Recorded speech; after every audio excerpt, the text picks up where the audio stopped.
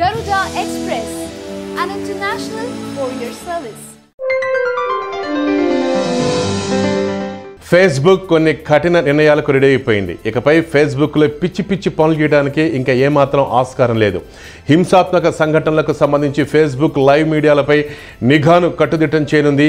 ఈ మేరకు అదనంగా 3000 మందిని రిక్రూట్ చేసుకుంటున్నట్లు ఫేస్బుక్ CEO మార్క్ జుకర్బర్గ్ ప్రకటించారు. ఫేస్బుక్లో వచ్చే లక్షలాది రిపోర్ట్లను వేగవంతంగా రివ్యూ చేయడానికి ప్రత్యేక సాఫ్ట్వేర్ని కూడా సిద్ధం చేశారు. సురక్షిత సమాజం నిర్మించాలంటే మనం వేగంగా స్పందించాల్సిన అవసరం ఉందని ఆయన పేర్కొన్నారు.